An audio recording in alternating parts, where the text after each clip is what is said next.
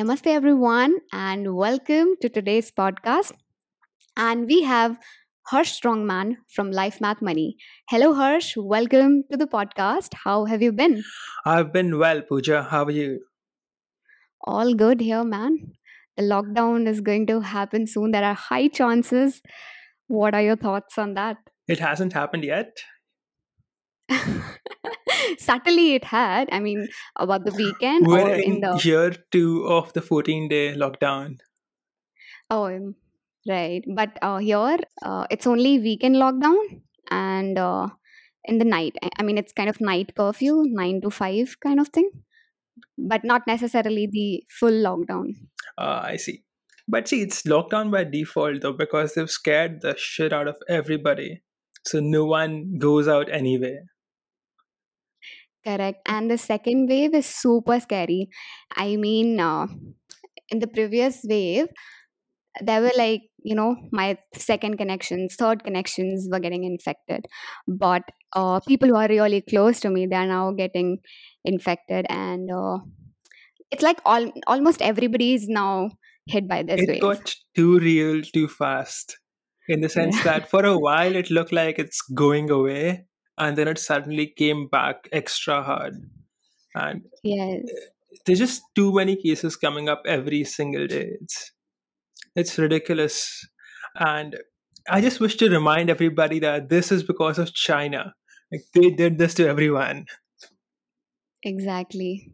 China is the one to be blamed. Uh, Israel, country to be COVID free. They are code free. Yeah. So I think they announced either today or yesterday. So they've allowed people to roam around freely without masks. That's interesting. I'm happy for them. Although it remains to be seen how long that lasts. Yeah, because international borders for them must be open. So when a lot of traveling is happening, someone from the other country might carry to their country, right? That too. Plus, how do you conclude that? Like, how do they know it's actually COVID free? There might be one guy who's asymptomatic who might start spreading to other people, and it might show up again. Like we don't know for sure. We don't, but they must have. I'm assuming they must have conducted some sort of analysis that in the past week or in the number of days, no COVID cases have been seen. Something like that. I I'm not hope sure. they're right and this thing actually goes away and doesn't become a lingering thing for life. It's very Yeah. exhausting for everybody to be at home and have these lockdowns and destroying the economy everywhere. So I hope this Israel situation plays out for every country. Yeah, I mean, it was fine when it started because we never knew that it will last so long. And we were like, okay, this too shall pass, kind of thing. But now it's really getting frustrated. It's like you're living every day in fear that wherever you're going, you have to take precautions, or you're the next who'll be infected with this virus. So yeah, it's frustrating that way. Well, I'm not exactly afraid of the virus, to be honest with you. I'm a 25-year-old guy in perfect health. The virus isn't doing anything to me. And the death rate is super low. It's very, very low. So I don't think the virus is that big of a deal. I think that the lockdown and the economic damage caused by it is the bigger problem. It's because these lockdowns well, they already have caused so many businesses to fail and so many people to become unemployed. You cannot do this in perpetuity. Like there will come a point in time where there will be a lot of people who have nothing in their life, no money, and they are not going to sit silently at home and starve to death. They're going to come out and start, well, doing some crazy things. Um, so yeah, there are certain industries which are hugely affected by it, but online business is on a new rise. I mean, it's really flourishing. But yes, there are industries who are deeply affected by it. I am more afraid because my 10 days will be wasted. So I don't want that. So, that's something worse than being at home in lockdown. So, See, I get you. I think online business rising is a good thing for people like us because we're making a lot of progress for our business growth. But I do think that the vast majority of the country works in a couple of industries like hospitality or tourism or things like these, restaurants, manual labor, construction, agriculture, and all of these are affected very significantly. So I think a good portion of the country is affected to make things worse for people in the future. And just the way economies work, it's like momentum. If everything is going well, then things continue to grow, money is flowing, and when the system stops, it stops. So hmm. I think it's going to be interesting to see how this plays out, because I think in the future the world will be divided in two types of people: rich internet people and rich Bitcoin people on one side, and everyone else on the other. I really want to know people who have invested heavily in real estate, though. Real estate is interesting. I don't think it's going to perform well, at least for the next couple of years, at least, because prices have already risen to ridiculous levels from 2007 to 2013. Hmm. And after that, they have been stagnant more or less. And there is no reason for them to increase. As it's earlier, it was the people who were investing money in the expectation of growth, and now it's not growing, and there's not enough money flowing. So it isn't. Why would someone invest in real estate when they can just get a better return from an FD now? And prices have already risen to the point where most people can't afford to buy a house now in a city.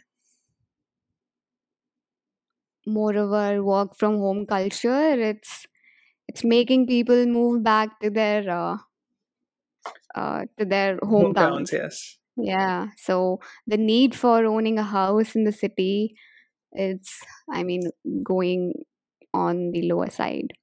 It really is. And I think over the next 10 years, in my opinion, this is not financial advice or anything, but I don't see uh, people buying real estate too much, because mobility is very important now, especially with work from home and how things are looking. There might be property taxes coming up in the future, or wealth tax or whatever, because the government will have to raise money somehow. And the easiest thing to tax is property. But surprisingly, here where I live, the property rates, they have not fallen too much. I mean, they have compared to pre-COVID times, but not too much. I think a lot of it is because people aren't willing to sell, so they're just holding on to the property.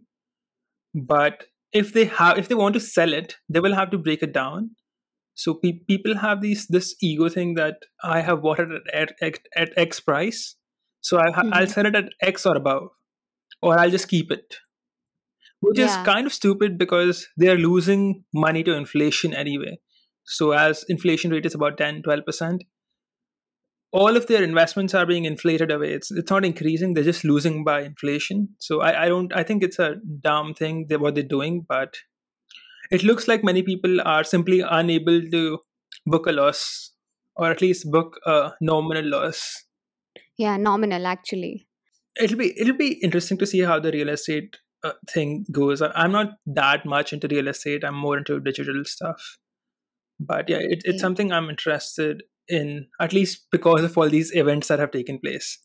I do hope that these lockdowns end soon, regardless of COVID or not, because people need to work and eat more than they need to survive this disease, which kills 0.03% of people.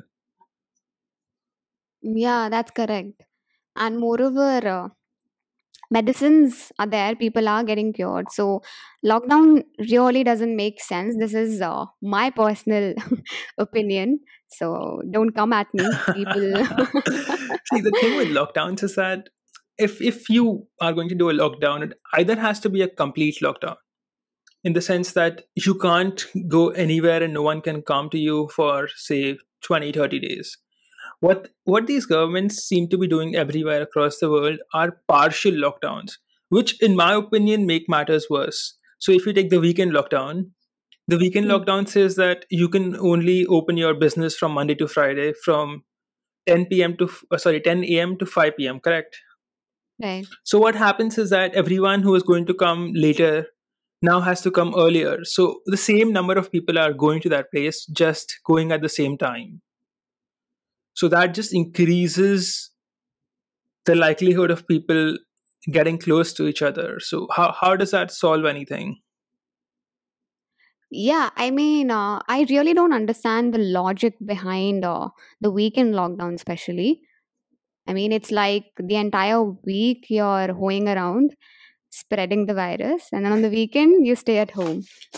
It doesn't make sense. At least it doesn't add up. I'm not sure what the logic is either. I think Yeah. it's just that they just want to show that we're doing something. So here's a weekend lockdown for you. Yeah, maybe. Yeah, that's just like an effort. Oh, we are thinking about people's health and the rising COVID cases. So maybe that's just small gesture from our side, kind of thing. I don't truly blame the government for this, though. I think that a lot of their advisors are very incompetent and they are giving them, unrealistic advice. So, for example, if you take most of these lockdowns, they haven't worked in any country. And why they're still happening? It's because these advisors or whoever is making these laws, they're not looking at real data. They're just panicking. Like they're just looking at, like, all these, the cases are increasing every day. Oh my god, let's make a Mm. lockdown. And then they're not thinking, like, will this lockdown actually help? And if you Yeah. suddenly, if let's say you don't do a lockdown, what happens then? If people die, then everyone blames it on the politician. So he's stuck. Like, the guy who's making the decision, he's stuck either way. Like, if he says lockdown, people are going to hate him for it. And if he says no lockdown, the same thing is going to happen. So he just Right. plays it safe and says lockdown. Have you heard this conspiracy theory that government is deliberately showing more cases so that I mean, most of the people can come under the purview of this entire scenario and they can vaccinate them. Plus, maybe it's just like it's kind of fear mongering thing. What do you think? Have you heard about it? And Well, I have heard that in the US, a lot of hospitals report extra cases or they misreport regular deaths as COVID deaths, because I'm not sure about this, but from what I've heard, it's because the US government gives them aid. So if a hospital is getting a lot of COVID deaths, the government will give them money to develop infrastructure or whatever. So a lot of the hospitals there would just over report cases to get that money. I don't know if it's happening in India or not, but from what I can tell, it's different in India. In India, the government would rather want to act like the problem is less than it is. So in the US, they try to overblow it. Like, this is much worse than reality. I think in India, China, and all these countries, I think that the government is more incentivized to act like the problem doesn't exist or the problem is smaller than it is, so that people are less afraid. I don't see the politician or the governments in India gaining anything by making it sound worse than it is. The only people who gain by making it sound worse here are journalists. And there was actually a thing where a CNN journalist said that they hope that the cases keep rising, and they have this tracker on their news channel says COVID-19 deaths. And when that number doesn't increase much, they get pissed off, saying that why isn't it increasing? Because the more people see the number increasing, the more scared they get, the more news they watch. So the only people who are benefiting from COVID is journalism. hmm. I mean, to what point? After a point, people will get frustrated. Oh, come on, show something else. Yeah, but people don't have But I get anything to it. do. That they're sitting at home, and there's only one thing going on in the world, Yeah. and they're sensationalizing it too much, like showing you all these hospitals and everything that are too full. It's just becoming a Hmm. sensational thing now. Hmm. Right. Enough about COVID. Okay, I'm so tired of it. I don't think a single day has gone by in the past year where I haven't had a conversation about COVID. Is that so? Yeah, anyone I talk to will first either mention something about cases rising or how COVID is doing, and for some reason, instead of saying bye, people have started saying stay safe. Like what? Like, am I supposed to be afraid of this? Like what is stay safe? Like just say goodbye. Yeah, true. I had almost forgotten about COVID. I think only when the cases started rising, then the thought of COVID actually came back, and then we also uh, went into lockdown. I mean, we've closed our office, but prior to that, I had almost forgotten about COVID. I mean, I wasn't having sort of active conversations with people or. Oh, see, I had a secondary motivation to care about COVID. So I had been tracking a lot of countries' COVID cases, and I noticed that almost every country has a first wave, and then it goes down for some time, and then a second wave hits, which is much bigger. And then, from what I can tell, there's also a third wave, but I'm hoping it doesn't happen. But from other graphs, I can see that there's a third wave that sometimes happens. So I knew that all these governments will print even more money because they have to, people are not working, but they still have to pay Yeah, for everything. So I've that's been investing that's in crypto for like a while now. So I've been mostly been trying to, well, I've been tracking COVID just to see what's a good point to start buying again. right. Oh, I am doing this course of yours that you launched couple of days ago, which is teachyourselfcrypto.com. Oh yeah. It's actually nicely put. I mean, I've completed I think 2 hours content, and it's going pretty well till now. Uh, Initially, I feel when you start learning about crypto, blockchain, and everything, you just feel like, oh my god, this is getting too technical. But that's where most people quit. They don't. I mean, you have to stay at it. You have to invest some amount of time so that you can actually start making sense of whatever you've learned in the past and like connecting the dots. But that's where I think most people stop learning about it or quit their learning in between. Actually, Bitcoin is very technical. And what happens is that everybody just, initially when someone mentions it's a currency that's digital, people dismiss it. People think this is all nonsense. Yes, Hmm. it must be some crap. And what actually is that it's just, even I did the same thing. Okay. I heard about crypto back in 2014 and I was like, this is stupid. Hey, same. So, which was a mistake. So for teach yourself crypto, what I wanted to do was I wanted to learn about the technicals, and I wanted to learn how Bitcoin actually works, what it is, and how Ethereum works, what is decentralized finance, and everything about crypto. So just to give me a reason to teach myself properly, I decided to create a course with a friend of mine called Sergio. He's an aerospace engineer, and he worked at Amazon as a software engineer for a long time. He developed Alexa. So we made this course. So we made it from scratch. It's a completely free. You don't have to pay anything to use the course. It's 26 hours long. You go to teachyourselfcrypto.com and you can access all the materials for free and learn everything about crypto from a non-technical perspective. So you don't have to have any background knowledge. If we'll teach you everything, it's completely free. So check it out. Yeah, But yeah, it's amazing. Uh, you're right that a lot of people quit because it just feels too technical, and they think that they can't understand it. Like they think that It's above their league. Mm. Yeah, I mean, it does become overwhelming. So, See, uh, the way I can tell from the situation right now is that everybody will have to learn about crypto. You either learn about it today or you learn about it 5 years from now. The only disadvantage of learning about it 5 years from now is that you'll be able to buy it at a much higher price. hmm. That's more about like you'll have to invest in it either today or in the future. But what about this analogy? Like a lot of people use cards, debit cards, credit cards, and they really don't understand the mechanism behind like how does that technology works. But then they still use it.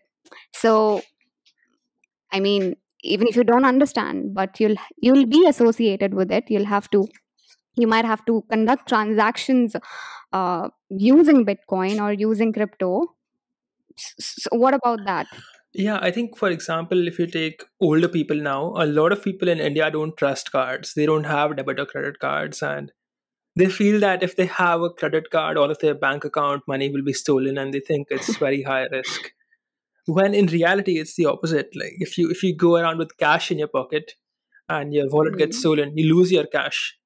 But you lose your credit card, you can just get a new credit card and have the illegal transactions reversed. So people don't understand it. But Bitcoin is like a massive upgrade to credit cards. The way the credit card thing is that it's like a patch to banking system. So the banking system, you keep your money with the bank, but you still have to pay all these shopkeepers and everything. So these guys came up with these debit cards, credit cards, so that helps you make transactions over the internet. Now, Hmm. a, this is like a patch. Like this isn't a digital system. It's like it's making a physical thing digital, but it isn't inherently digital. Bitcoin and all the other cryptocurrencies are inherently digital. There's no physical equivalent of it. So it's like an upgrade to that technology. And secondly, the most important part of Bitcoin is that it's decentralized in the sense that there is no central authority issuing it. So it can't be printed by the infinite like the US dollar is experiencing. Like every fiat currency has experienced since time immemorial. Like they just keep printing it, printing it, printing it till it becomes worthless. So that can't happen to Bitcoin. So it's like superior money. It's in every possible way. It's more sound money than the US dollar, than the Indian rupee, than the Chinese yuan. Every fiat currency is less sound than crypto. So tell me, how is everything going with you? How are the two websites you're working on doing? It's actually doing great. So we're uh, we're planning to launch different kind of things and experimenting a lot of things with regards to helping the students in placements and everything. So we're still creating the mechanism for that. Nothing has been finalized yet. But as far as content delivery trainings is concerned, it's pretty well put, and the kind of feedback that we are receiving from students, it's actually amazing.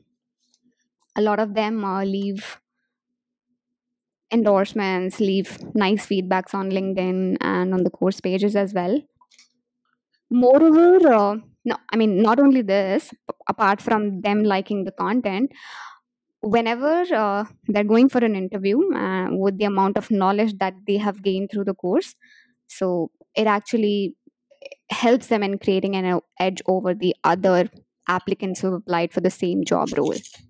So that's where that's where we feel good. Okay, that it's actually adding value to people's lives, and it's actually making them industry ready.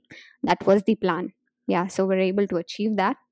Oh, so that's good. Like you guys are actually doing a lot of helpful work for people then. I think that a lot of people in India need help with presentation. So I know many people who are good technically, like they know what they're talking about, but they can't present it. I think a lot of people would be good or would be better off in their lives if they took some sort of English speaking course. Because Hmm. no matter how smart you are, okay, let's say you're extremely intelligent, if you speak broken English, people tend to assume you're an idiot. I don't know why that is, because the ability to speak English does not have any bearing on your IQ. But everybody here assumes that if you have bad English, you're not smart. Yeah, not even bad English. If you can't get on the stage and speak fluently, then also you're an idiot. It's not just only about English, I feel. Yeah, it's a weird thing. I think there must be some reason why this thing exists. My guess is that a lot of people from rural areas are not good with English, and people tend to associate that with being less competent, I think. So I think that might be Hmm. the reason. I do believe that a lot of people, especially the ones listening to this podcast, if you feel your English is not good, that is the number one thing you should work on, because that has an extremely high ROI. Hmm. The way to fix your English is to listen to more podcasts like this, read more books, read novels like Harry Potter or whichever novels you like, Aragon, and just try talking to other people in English. You will get there, my friend. It's not that difficult, and the results it will give you in your career and your personal life are going to be immense. Absolutely. Because now that we understand that globalization is there, you will have to communicate with, people who are not only from India, or in fact in southern places, people understand English, they don't understand Hindi. So it does leave an impression that you're well read, you're sophisticated. So it gives that impression, right? Yes, it gives an impression that you're very sophisticated if your English is good. And moreover, I think with the whole work from home thing going on, if your English is very good, I think your chances of getting a job that pays you in foreign currencies increase. So it opens up an entirely new market for you. So definitely work on your English. It has an extremely high ROI. And the way to do that is to listen to more podcasts, read more books, and talk to more people in English. So if you don't speak English, you won't become good at it. You might learn to process it better, but you will not become, it won't roll off your tongue as easily until you practice it. Moreover, since I mean we're native Hindi speakers, so what we tend to do initially when we are learning, trying to learn a new language, we listen to something. We first like process that information in our native language, and then we try when we have to reply. Then we sort of convert from Hindi or whatever your native language is to English. So it sort of increases the you Latency. know yeah, increases the latency. uh, so yeah, I mean, if, with enough practice you'll be able to have a smooth and fluent conversation with people. Yeah, you need to definitely learn to process information in English without having to convert it to Hindi or whichever language you predominantly speak. Because when you convert it, you waste time, and you pause for a second and the other person is just staring at your face, and it doesn't look as good and as sophisticated, or it makes you look a little stupid. So that also doesn't mean that we don't recommend the idea of not taking pauses. Pauses are good, but at necessary places. So when you take pauses at the right places, it leaves an impact on the listener that you're about to say something important, or you have said something important if if you're taking pauses at the right places. Agreed. I think that, well, when people speak too fast, and even I tend to do this sometimes, and often actually, it comes off as you're in a rush, and it doesn't look as nice and presentable and dominant as speaking slowly with the right pauses does. So it's something you have to practice, and even I have to practice. So it's all good. I think people will get better as they do it. Anyway, let's talk about something different outside of English. Tell me, what have you been doing in your lockdown time? Oh, I've been doing a lots and lots of Zoom meetings. I am. I've never done so many meetings. I mean, ever since the lockdown has happened again, so constantly back to back meetings. One ends and the other one starts, and then the next one is already lined up. So yeah, been busy with that. So I tend to keep my first day for things that I really, really want to do, the critical things, and the second half of the day I keep for meetings, so that uh, I have enough room for myself and the things that I want to do and that are critical for my business. I see. But I see most, I think most meetings are not that productive in the sense that everyone just shows up, says the same thing, and goes away. But there's no real value added in at least 60-70% of meetings. so the kind of meetings that I have to do, they are more of decision making related, like deciding what to do ahead, supervising work of my team members, or if we have to launch something, we have to promote something. It's more of strategizing about things, so that are related to those. But I get your point, some meetings, they really are a waste of time, and should have been just Should have emails been or email, yes. yeah, just text messages. So yeah, I understand that point. I see. So I've been for most of my lockdown, I've been using it very productively. So I bought equipment for exercise at home. So I've been lifting, I've been studying, I've been working on both the businesses, and I also created a crypto course recently, so, which I mentioned earlier. So it's been very productive. I think that this lockdown is just forced monk mode. Like people who are productive will still accomplish a lot when they're being at home, and unproductive people will spend their time watching TV, Netflix, and they won't do anything. You know what's funny? Hmm. COVID supposedly kills more people when they are fat. So if you're obese, your chances of dying from this are higher. And most people have gotten fatter with the lockdown. So I think it's not only about COVID. So I'll tell you one thing that I read a couple of days ago. It's about obesity and pregnancy. So it was mentioned that females who are obese, they are at higher risk when they are pregnant, or they will they take longer to conceive as compared to females who are slender or thinner. Interesting. I was not aware of this. I think that there's no advantage that comes with being fat. It's all just disadvantage.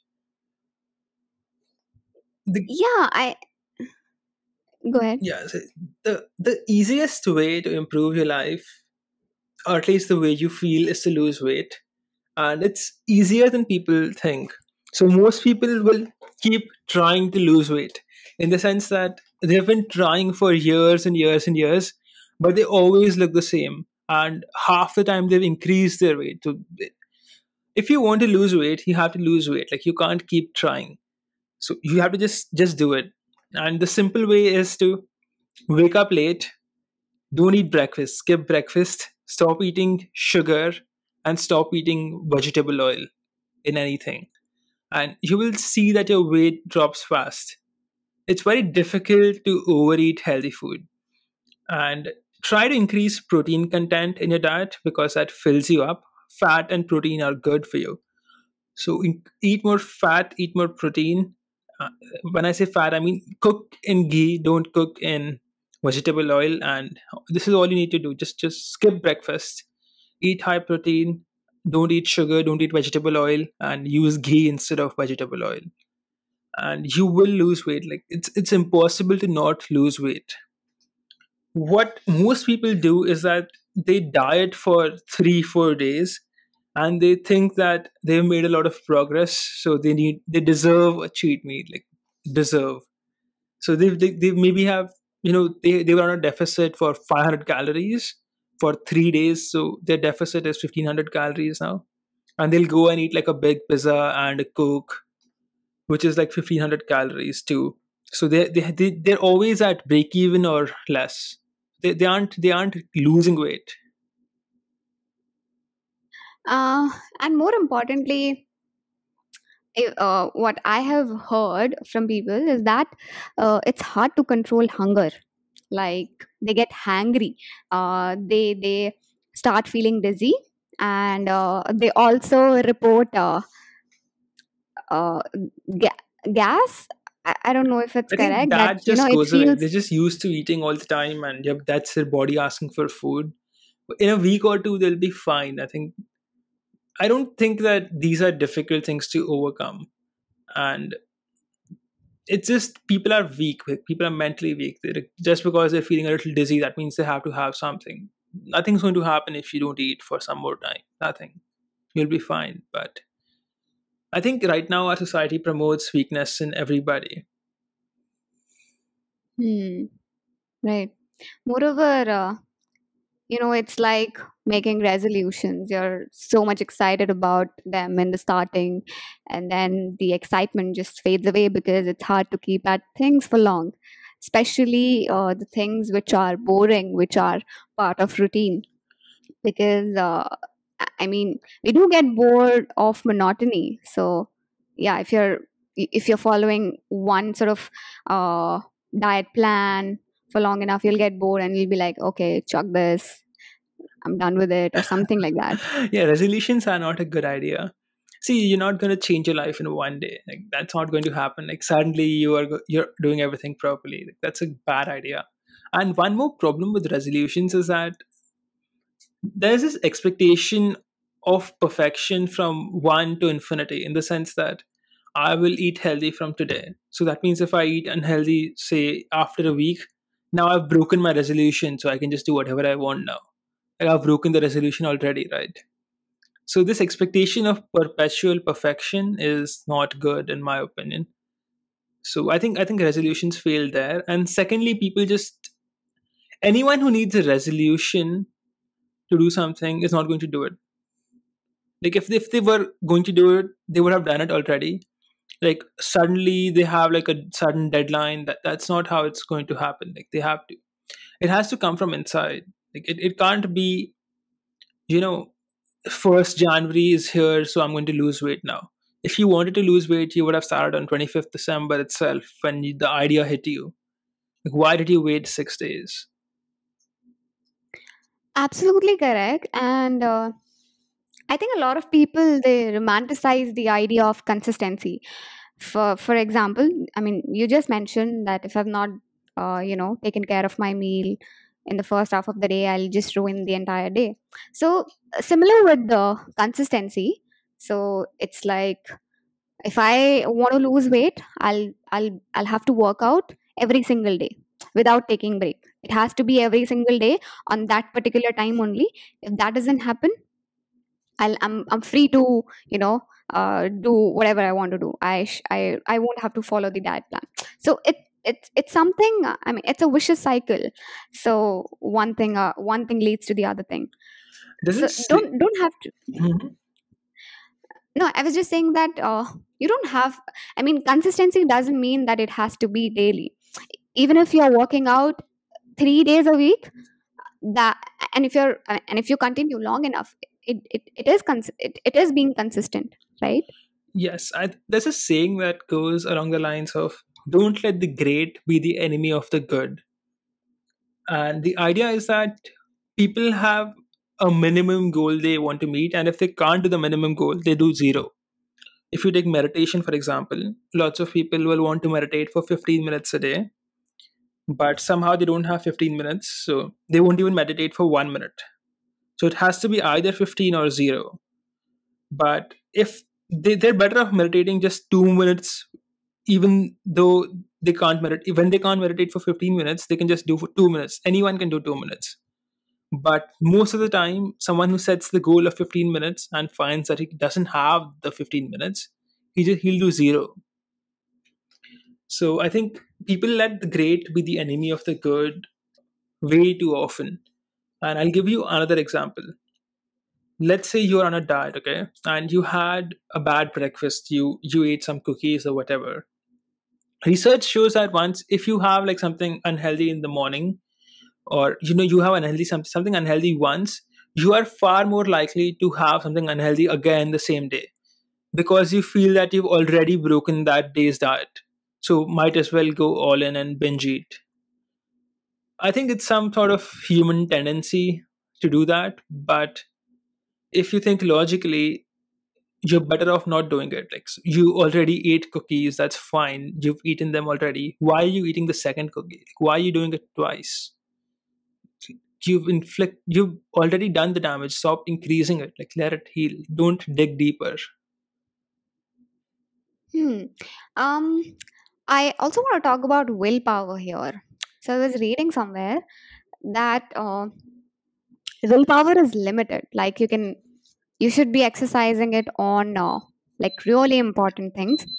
If you have to exercise willpower daily for even small tasks, you will get exhausted. So make sure that for smaller things, make routines and exercise willpower for things that are really really hard for you. That might be the hardest thing for you. Exercise willpower for that. And if you make regular, I mean, if you make certain things a part of your routine, be it eating healthy, be it working out on regular basis, be it reading. So if you make it a habit, you're more likely to succeed rather than just exercising willpower. So if you want to diet and if you want to make sure that you should not be eating chips and cookies, make sure you never buy them. Oh, yeah, the easiest way to eat healthy is to not buy unhealthy stuff for your fridge. Because Yeah. when you're hungry, you're going to go to the fridge, and at that point, you will not have the willpower to not eat the cookies or the pizza or whatever you bought. So if you just don't buy them, you can't eat them when you're hungry. The fight to be healthy and fit is not in the kitchen, it's in the grocery store.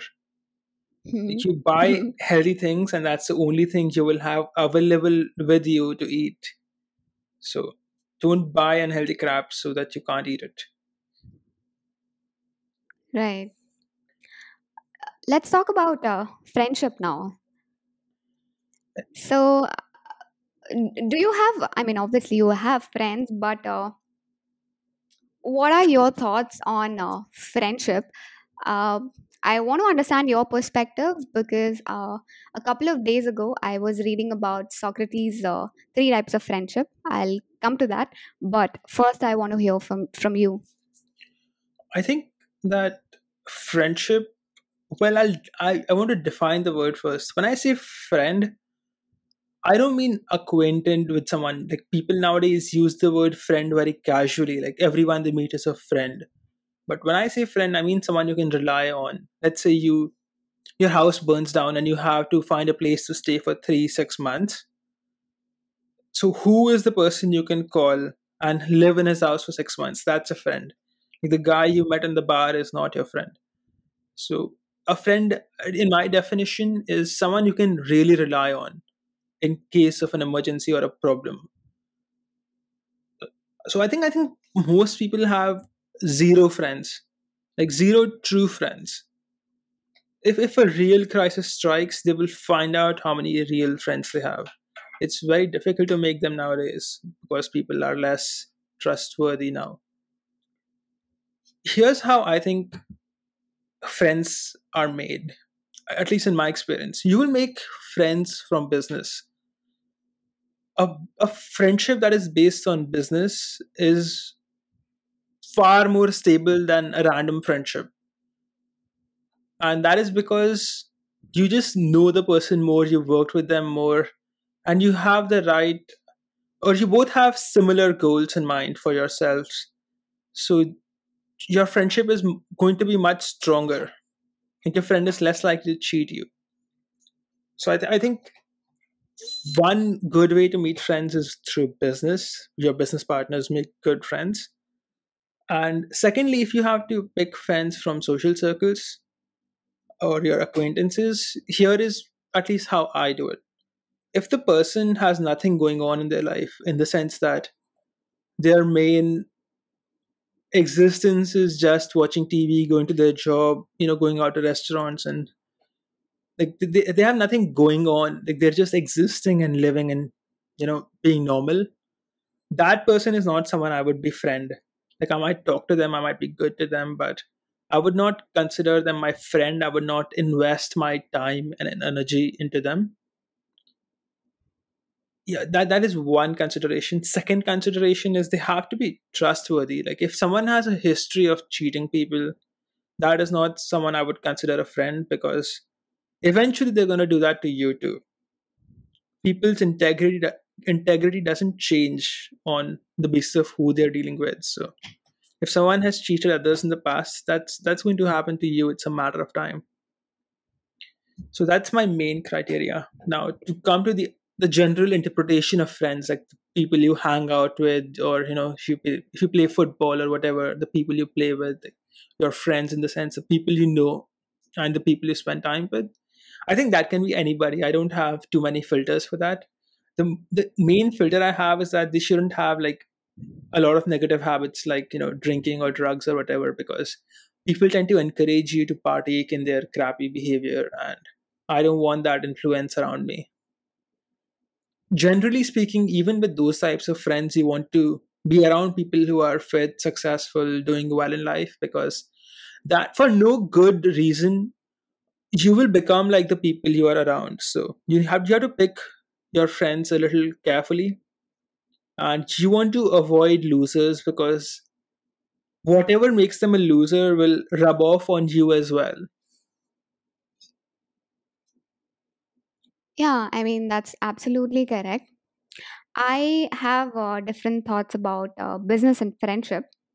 So I remember reading this in I think Zero to One by Peter Thiel, and he was like, you shouldn't be making someone as your co-founder whom you just met yesterday in uh, some convention or something like that.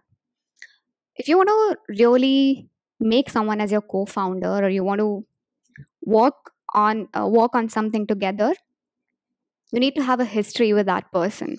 You need to have you need to know that person personally for a good amount of time, and that's like one good basis to sustain that partnership. And my conviction on this thought grew stronger when we were doing, like, we started something new. And I mean, we didn't know them personally, so we started the business with someone, and we didn't know them personally. So initially the business kicked off really well, and I mean, we were able to get the synergies we planned, we had thought for, we had envisioned for. But after some time, things started falling apart, and to the extent that the understanding which we thought is long lasting, sort of started fading away. So, and then I was thinking about this when I was like starting out in the field of entrepreneurship. So like I told you, my business partner is my teacher. Hmm. So we didn't start the business initially. So he knew me personally, I knew him personally, and and we trusted each other, and that's how we decided, okay, we should start something. So that relationship, we have sustained it from the past 8 to 9 years. And the one that we started last year, wherein we met online, we talked a couple of times, and we started business. Initially we were like, okay, this is going to be great, we're going to create something great. But eventually things started falling out. And I believe, had we personally known each other, or had we personally enjoyed that understanding between each other, we could have handled things better. But yeah, I mean, I could be wrong. I cannot base this learning on just one event. But yeah. No, I think you're uh, right. So you're right. The fact that I don't think it's wise to found a business with someone you don't know that much. A yeah, co-founder is like it's like a marriage. You yeah, you can't do it with completely unknown people. Like the risk is too high. When I say a business based, a friendship based on business is very stable, I don't mean a co-founder founder relationship. I mean, for example, let's say you have a salesman, like you have a selling partner who he helps you sell product, you pay him a commission. That guy is, if you befriend him, he's going to be loyal to you, and you will be loyal to him because you have similar goals. So I mean that type of business, and not a co-founder. I think for a co-founder, you definitely need to know someone for a long time, because you're investing too much time into building something. It's a lot like a marriage, and you cannot afford to mess it up. And meeting someone online and having no prior experience with working with them is not a good idea, from what I can tell. Even, see, when you pick a co-founder, I think the most important thing is how well the two of you work together and how complementary your skills are. For both of them, for both of these things, you need to have worked together before. Yeah. And about the second thing that I mentioned, I think I mentioned the wrong philosopher's name. I mentioned Socrates, but it's actually Aristotle. Same So, thing, same thing.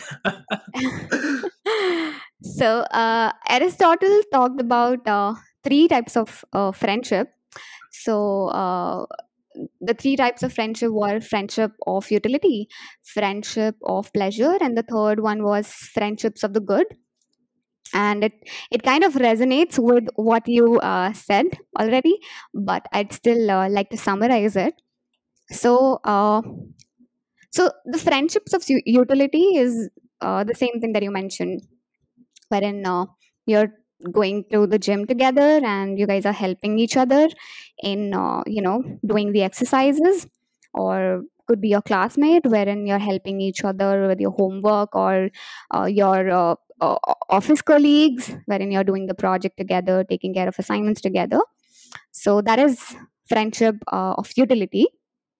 Second is friendship of pleasure, wherein uh, it's what do you call it, light-hearted friendship, wherein you just want to meet them and you don't want to talk about serious things. You just want to Have fun, enjoy, yeah. have fun, yeah, have fun, goof around.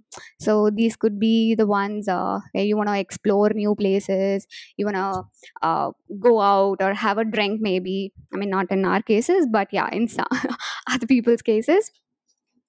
And third one is the friendship of the good, which is like the most superior form of friendship, as he mentioned. So these are the people, these are the friends who actually love you for who you are. They understand your strengths and weaknesses, and the kind of trust that the two people enjoy in this type of friendship, it's very deep. Like, the quality of this relationship is above any other relation you might have, because in this kind of relationship you are accepting the person for who they are, uh, especially, I mean, obviously not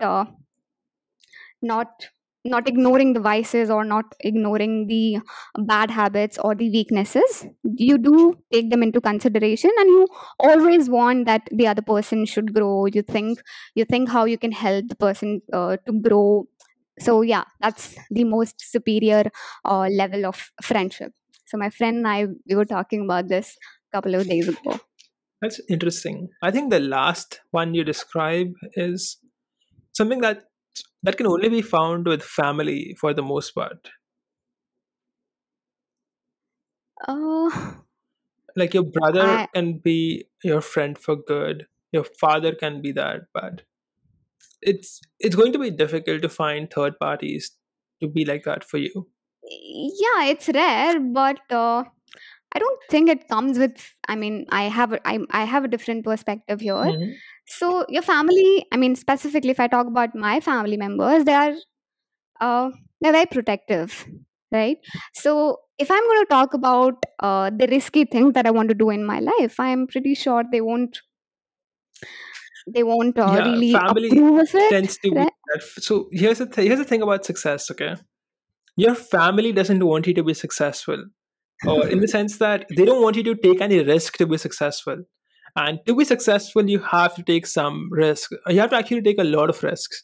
So if you always listen to your family, it's impossible for you to be successful in any way, because your family will always guide you to safe decisions, protective, predictable paths.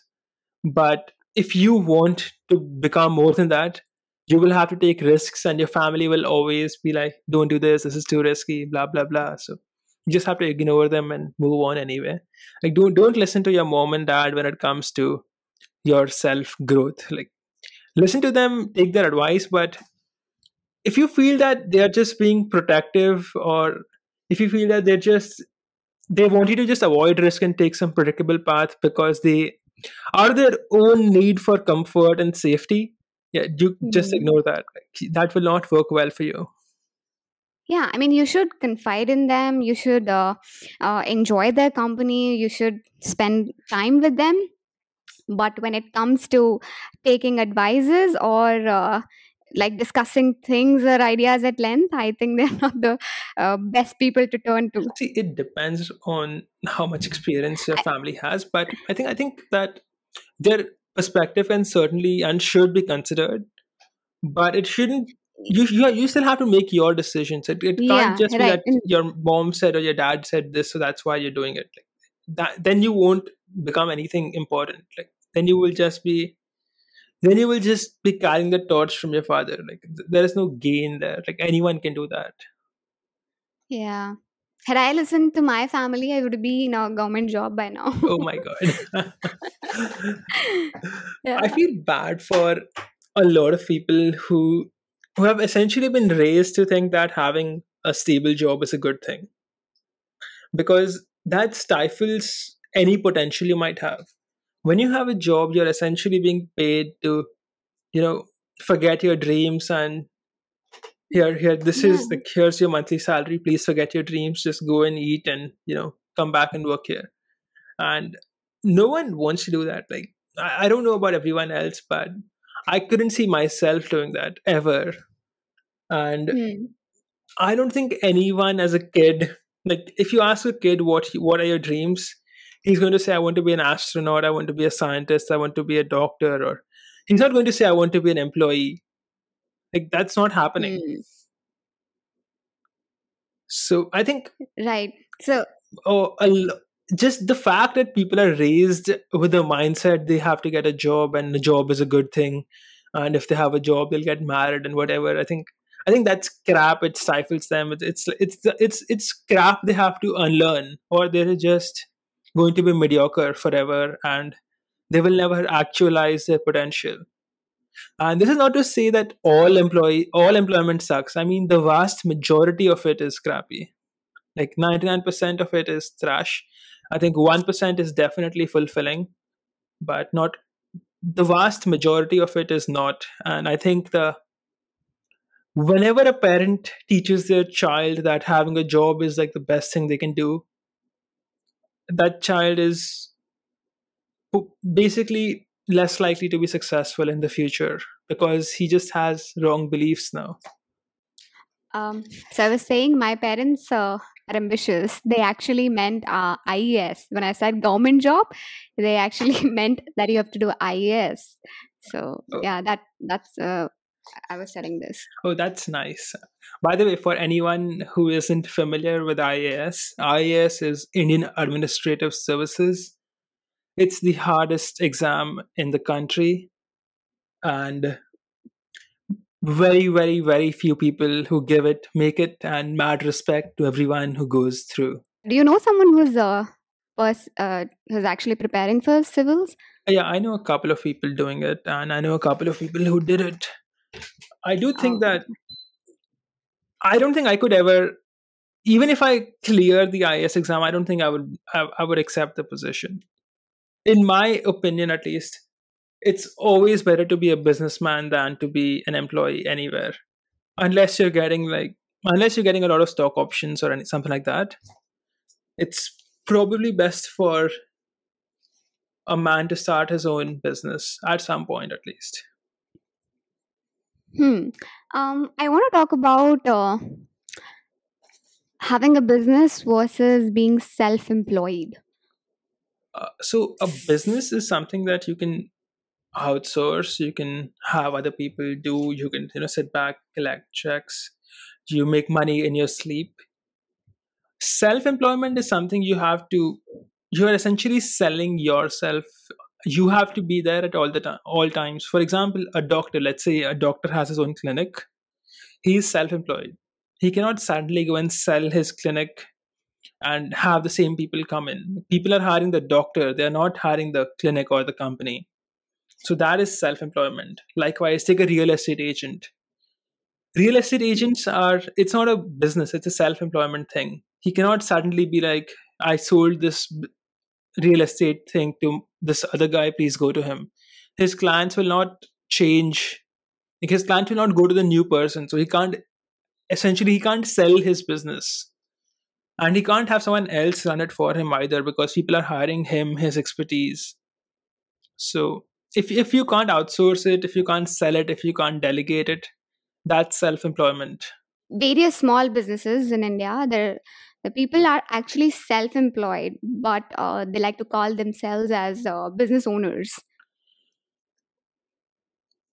So, Yeah, I think many of them are like that, but most small businesses in India are retail shops and things like that. And I think I would call them businesses, although not very good or profitable or scalable businesses, but they are still business. But when hmm. I say business, I mean something more scalable. I don't mean these traditional type of businesses. Most important, yeah, the most important parameter for me to decide whether it's a business is about growth, scalability that you just mentioned, and whether you're able to provide employment to others. So, yeah, for me, that's the like good idea of a business. So I don't think, at least in my opinion, I don't think employing others is important anymore, because you have software that can do essentially almost everything for you, and you can always hire freelancers. Having an employee is just, it just adds a lot of management work on your head. You have to have meetings, tell him what to do, and keep him busy all the time. So I think having software do things for you is just a superior thing. There are many things software can't do, so you have to hire an employee. But ideally, uh, the best business would be something that doesn't require employees. And yeah, I agree that a good business, it has to be scalable. Like if here's one thing, okay, if someone is starting a business right now, you have to ask yourself, is this business scalable to thousands of customers, tens of thousands of customers? And if the answer is no, try do something else. Because if your Hmm. business is non-scalable, there will be a time where you will find that it's impossible for you to grow your income, grow your profits, grow revenue, because you've just capped out. Like you have hit the glass ceiling. You want to start a business with no glass ceiling. So make sure you get it right from the beginning. A lot of people waste too much time on doing essentially, they're essentially thinking small when they start a non-scalable business. You're thinking small, think bigger, like do something scalable. Trust me, it's much easier now that we have the internet and very cheap to do so. So try something that is more scalable. Do not start a non-scalable business. You will waste a lot of your time and life on non-scalable business. It's not as rewarding as a high scale business. A lot of people, so we've had conversations in the past with people who are looking for funding or who are starting out as, starting out their ideas, have started working on them. And uh, so a lot of people have this mindset or a preconceived notion that if you want to do business, make sure you get funding from the day one. However, according to me, that's not the correct approach. So, what according to you is a better approach? Starting out in the bootstrap model or having funding from day one? Because a lot of people who don't have that financial backing, they are most likely to look for funding. But I mean, it's hard to judge where people are coming from. I mean, you'll have to sit when you're judging ideas, when you're guiding people. Like it's hard to tell from which background they are. So regarding Uh, funding, if in my opinion, it depends on what you're building. So if you're building something big that requires a lot of funds from the beginning and you don't have money, you should do something else until you either raise money or you make that money you make the seed capital yourself doing something else. hmm. At least starting out, Yeah, right? at least when you're starting out. In my opinion, I think that it's getting cheaper to start a business every single day as costs for hosting servers and everything has been Hmm. decreasing for the past 10 years. So back in 2005, it would cost you $1,000 to start a website because WordPress and all these things didn't exist. So you would have to have a custom made thing for you. But now Hmm. you can start a website in what, $3 a month, which is so cheap. Hmm. So I don't think the big issue is funding. I think the big issue is that most people don't try. And these are all excuses they use to not even take a shot. And not that I'm complaining about it, for as much as I ask people, like, for as much as I say that it's everyone should start a business, it's a good thing that most people don't because it reduces competition for the rest of us. Like, I'm better off when everyone else doesn't start a business because I have lesser competition and more employees to choose from, so I get better labor at lower costs. So I have like I have different incentives, but yes, Hmm. if you are an entrepreneurial person, you should definitely take a shot. I don't think that you should go for security or working a job right away. I don't think that's a good idea. Yeah, but about I mean, the kind of businesses that you're mentioning, that it's cheap to start them. They are asset light businesses, internet based businesses. But there are ideas which require a lot of research or require maybe uh, starting a plant or something like that. So those are sort of, Well, I most mean, people those are, can't do them. Like if I have to start like a yeah. big ass factory, I can't do that. So I just have Hmm. to do something else. There's no productivity that comes with complaining about the fact that I can't do everything. There are still things I can do, so I can do them. Hmm. And right now, having the internet, almost anybody who really wants to start something can start one. And yeah, there will always be things that are off limits. I can't start a Reliance Geo. That's not possible for me. But I can. There's still other things I can do. It doesn't mean Right. that if I can't start a Reliance Geo, I just have to work a job and not even try something. So don't let the great be the enemy of the good. Once again, Hmm. You have to start somewhere. It's not like you're going to create a unicorn startup or $1 billion startup. well, you can like You- you I mean, should try. You you should try. can from day one. From day one. I mean, it's not like okay, this idea, it's a $1 billion idea, and I'm gonna like from the day one I'll be this millionaire. So I was mentioning this that you have to start somewhere. Like that's how See, I you will say discover this. Okay, anything. if you have like no ideas, if you think that you want to start something, you want to start a business and you have no ideas, just observe what everyone else who is making money online is doing and try doing that. Learn copywriting for sure. Like Hmm. one of the most important skills to have is to learn copywriting. Build an audience on social media so that whenever you start anything, you have people you can market to, and learn to Hmm. code so that you can create products for yourself, at least simple ones. There's a lot of things you can do to increase the chances, or make your future journey easier. Although I completely know the fact that a lot of people just don't have what it takes. A lot of people will just, they aren't made for the whole uncertainty and they need the predictable income. So I'm not referring to those people here. I mean people who at some level desire the freedom of a business, but they just can't figure it out, or they can't get themselves to do it, or they feel unsafe. Like, try. You don't have to quit your job. In fact, I don't recommend quitting your job until your business has replaced your income. So let's say you're working 8 hours a day at your job.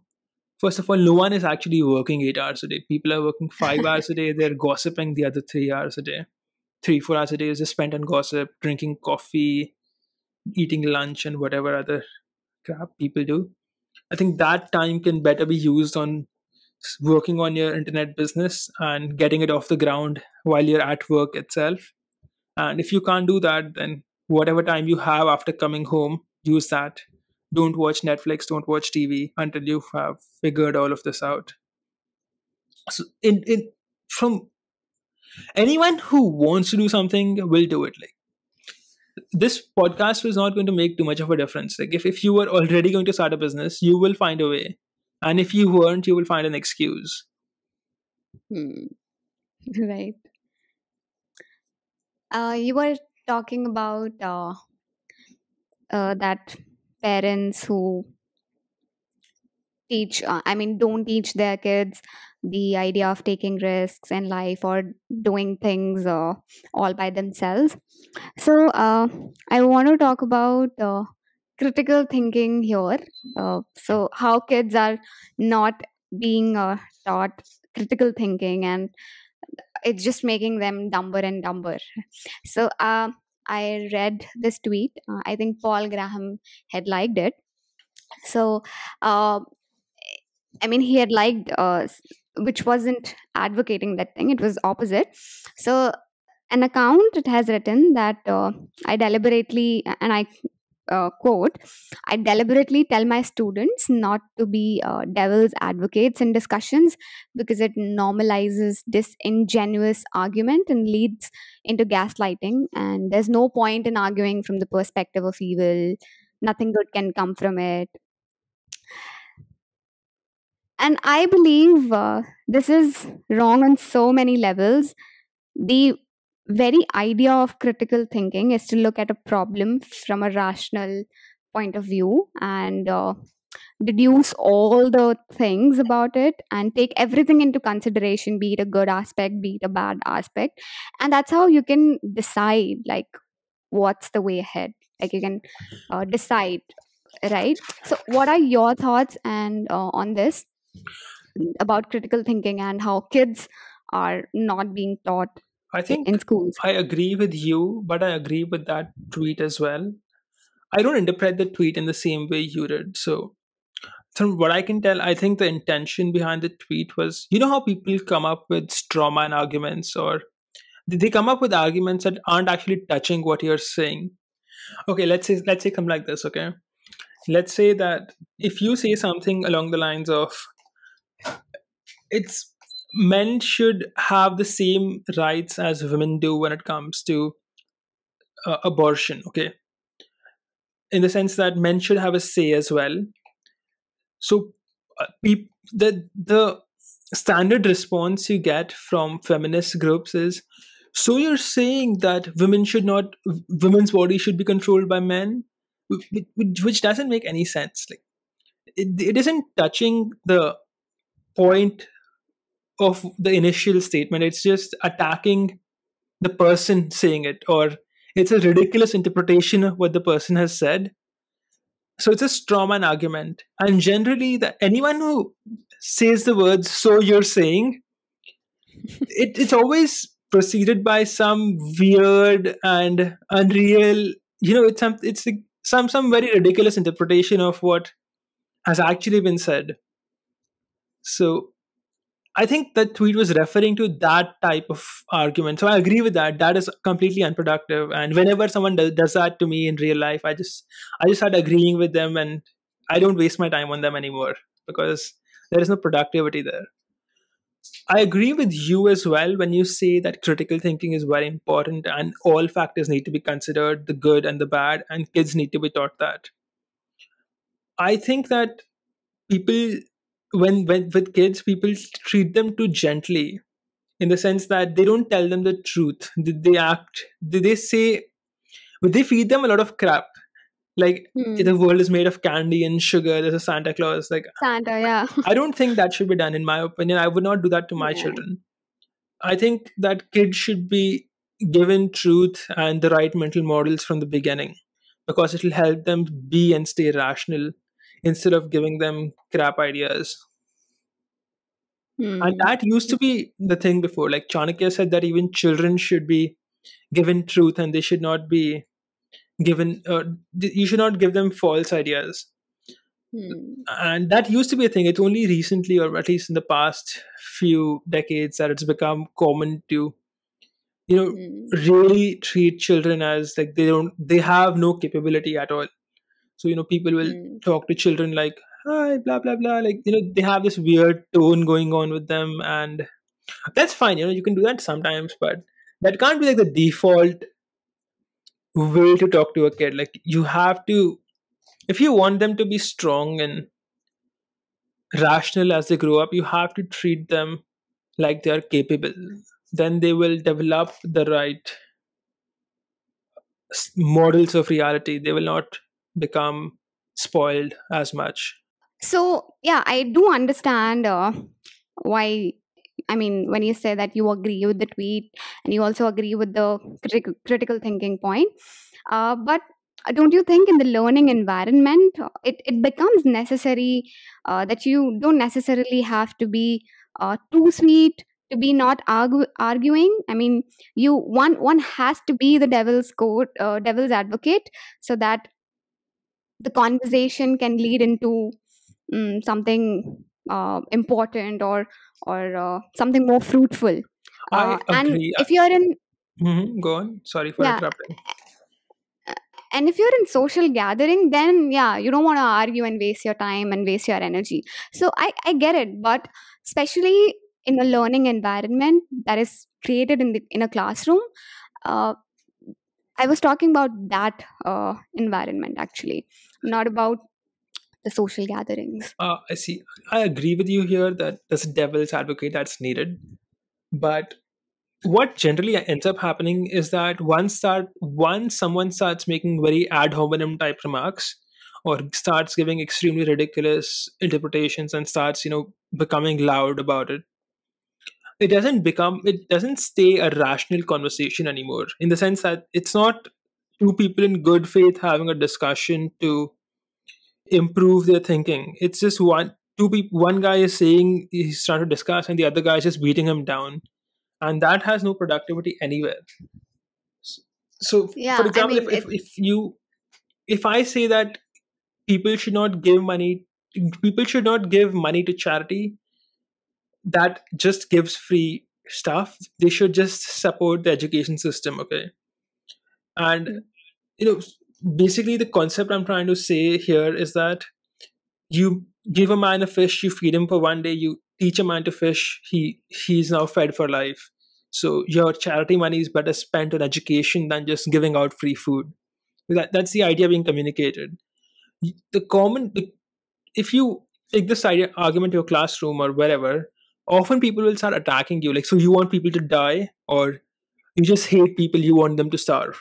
Like, that is not something you can argue with. Like, that's just a ad hominem remark, and it's not even the right interpretation. So I think that under the assumption of good faith, what you're saying is completely correct, but I don't think the assumption of good faith holds that often, because people just want to win arguments, and people want the yeah, ego validation and they don't want to be right. yeah, yeah. So it's almost like you just have to prove others wrong and be right. So yeah, I get your point totally. I think Okay. a good book for people who want to improve their skills in this department is Ben Franklin's autobiography, The Autobiography of Benjamin Franklin. It's a very good book. I know it's recommended everywhere, and I read it like maybe in 2000. I think I read it in 2019, and it was very, very helpful to me. So if you are looking for a reading recommendation, grab a copy of it.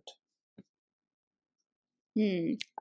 Or what other books would you suggest to people uh, to develop critical thinking, or to, in general, develop the right mindset to succeed, or learn new things, or in general? I would recommend, first of all, one of the best books I've read is John D. Rockefeller's biography called Titan by Ron Chernow. It's a very, very good book. Most people don't know who Rockefeller was. Rockefeller was the richest man on earth for a long time. He created a company called Standard Oil. This was just 100 years ago, and most people haven't even heard of him. His wealth today would be in the trillions, and he basically monopolized the entire oil refining industry. So his biography is very, very interesting. I highly recommend reading it. Another book I would recommend is the one I mentioned, the autobiography of Ben Franklin. One I would recommend is called Fooled by Randomness by Nassim Nicholas Taleb. It's a very interesting book in the sense that most people think in cause and effect, but a lot of things are just random and can't exactly be controlled. It's a good mental model to have. I would recommend another book since we talked about entrepreneurship. That is the 4 Hour Work Week. Highly recommend reading Hmm. that book. Especially if you're interested in being a businessman, get that book. And the one Hmm. I'm reading currently is called Mastering Ethereum. So it's going to be useful for the next part of our free course on Ethereum. So that's what I'm reading right now. It's a difficult question to answer which books you would recommend because I have so many in my head. And also, I think it's also difficult to recommend books because you also have to see who is listening to those recommendations, because people have different interests and they have different perspectives. But yeah, still a good way to start somewhere. I would also recommend checking out a book called Gorilla Mindset by Mike Cernovich. That's a good book. So, assuming our audience is mostly people interested in self development, so that's a good book on self development. Hmm. You once recommended the 48 Laws of Power to me, so I haven't started it, but yeah, that's It's a also good book something. and very applicable nowadays because everything is political and you need to learn to navigate the whole sphere Hmm. of influence, so to speak. So it's a good book. I would recommend everyone to read it, but it's a long, difficult read, and I don't think most people have the capacity to read a book like that. Or patience. Patience, yes. I Yeah. think the attention span of people has been on the decline for a long time now. People people have trouble reading paragraphs now. So this is something I noticed. Okay, if I publish an article with one line paragraphs, that is, I break every line into a paragraph, more people will read it and for longer. And if I create an article with big paragraphs, like 5, 6 line paragraphs, people just won't read it as much. So people's attention span has been decreasing for a long time. And a lot of it has to do with YouTube and Twitter and social media. So there's no point in recommending a difficult book because it's not going to be read Hmm. By by most. most people, yes. Yeah. True. Looking at the success of Instagram Reels and YouTube Shorts, it definitely confirms that the attention span of people is declining day by day. Instagram is interesting. I I have this software and what it does is it screenshots my tweets and auto posts it to Instagram. And just that much, like just screenshots of my tweets helped me get to 20,000 followers on Instagram. I don't think I've ever posted a picture.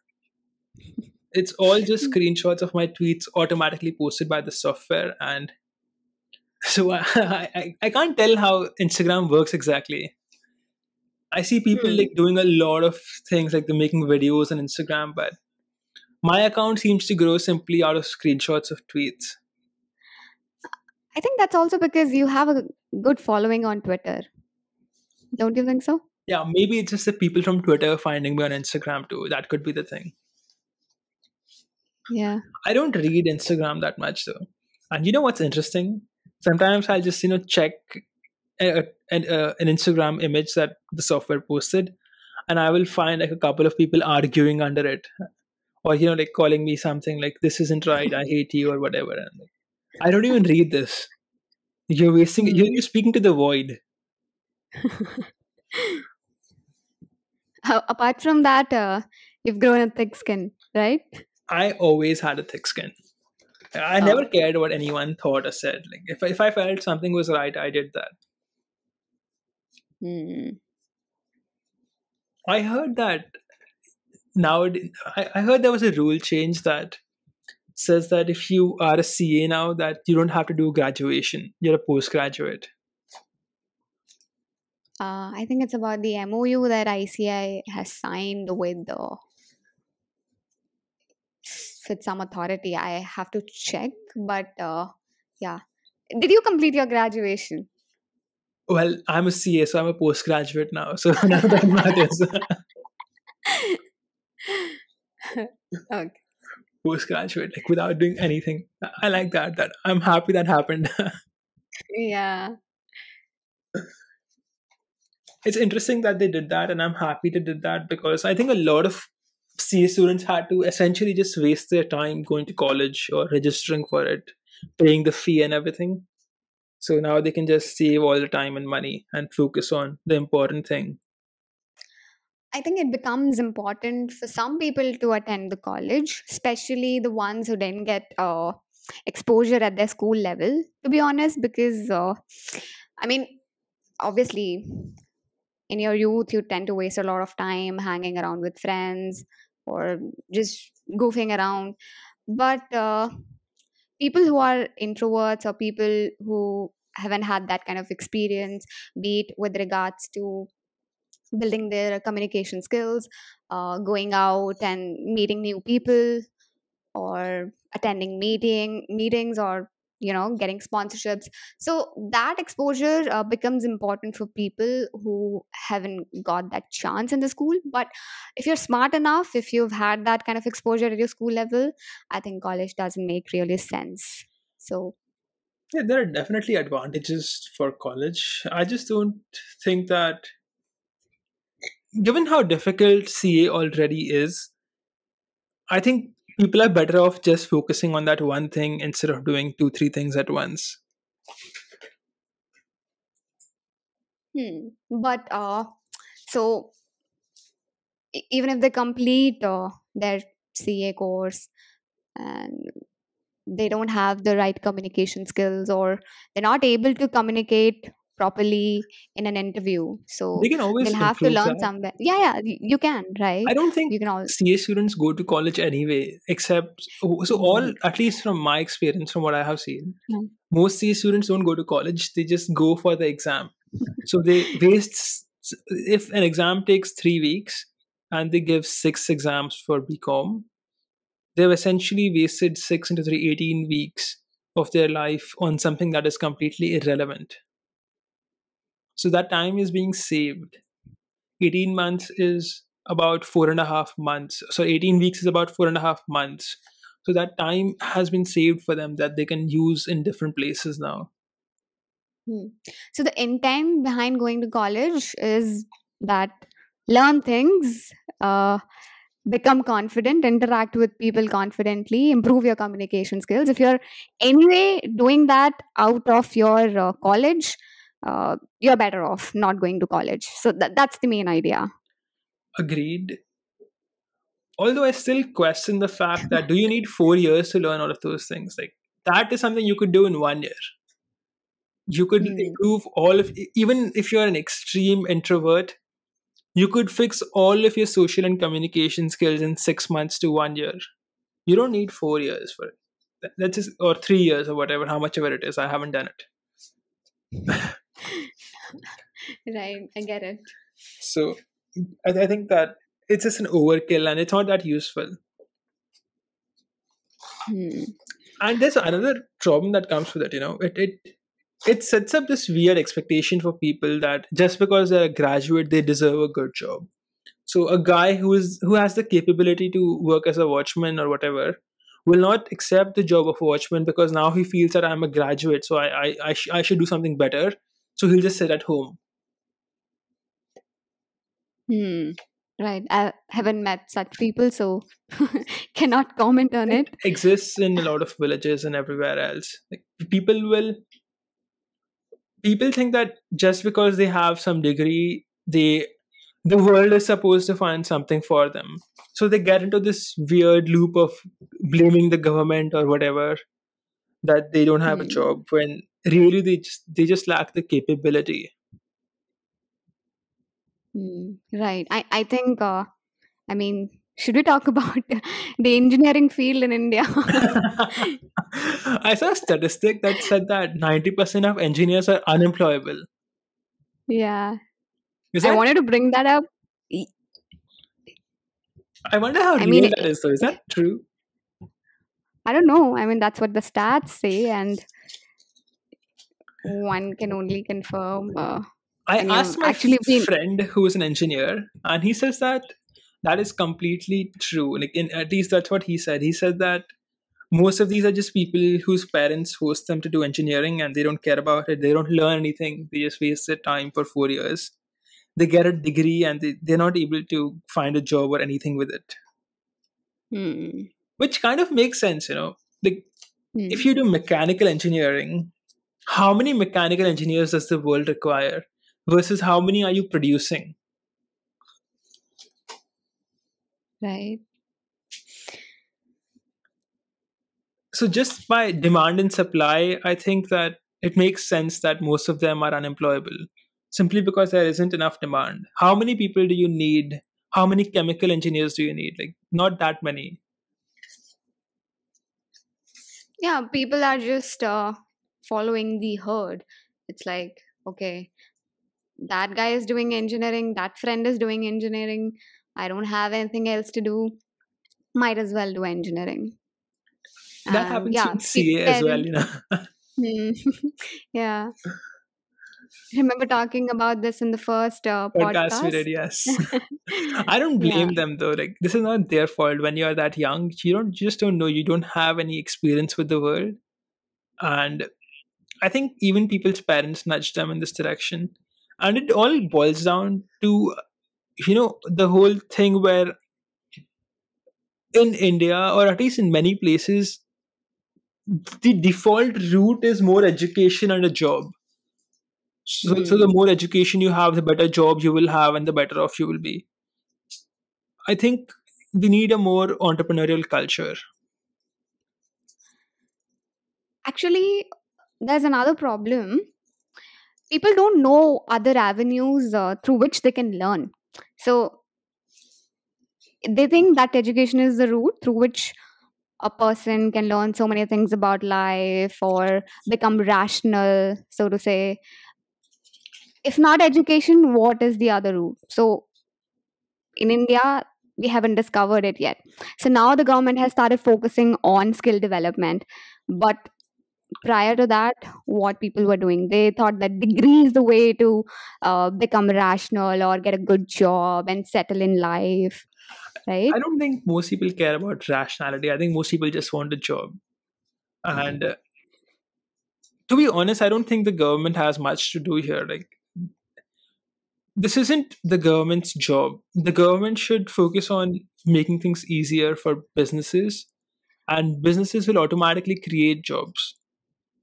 Yeah, I wasn't talking about governments. I was just talking about parents also and about like businesses also.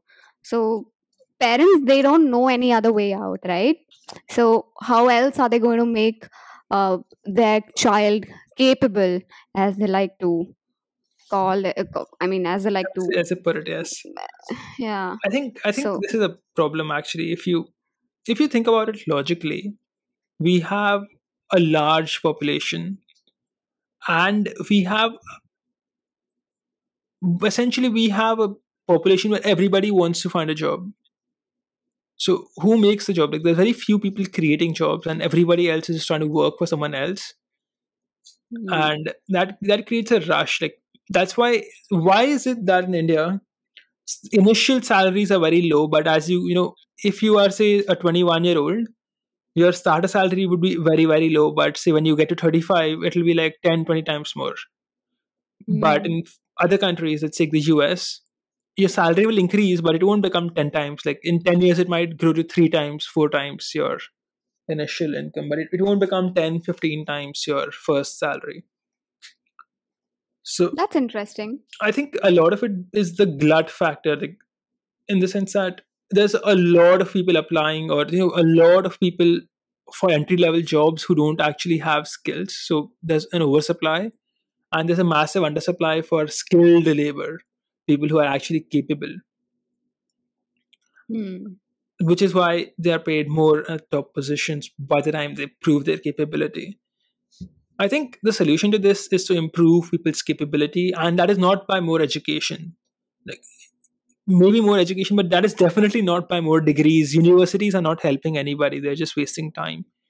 Right. I think what is necessary is to give people the tools to learn on their own, be it online courses, whatever, and encourage them to build things for themselves. For example, if they have to build software, they should be able to write it on their own. And people Hmm. who are capable will develop themselves and will make the world better for everybody by creating businesses and hiring all the other people. Right now we have capable people who could start a big business also looking for jobs because that's what they've been taught to do, and that's a big loss for everyone including themselves. Hmm.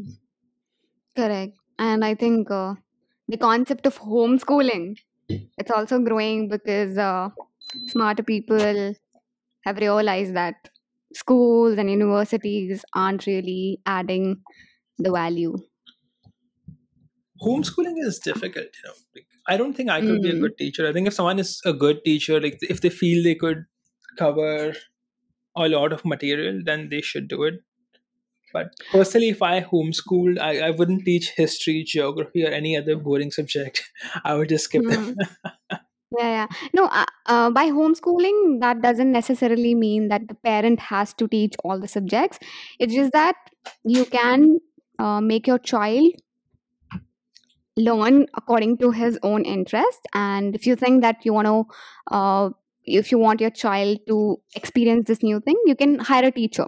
So he's basically not associated with any school, but he's still learning new things according to the pace that you believe is right for your kid. So it's not necessarily that the parent has to teach everything by himself. Ah, I see. So essentially, the parent is in control of the curriculum.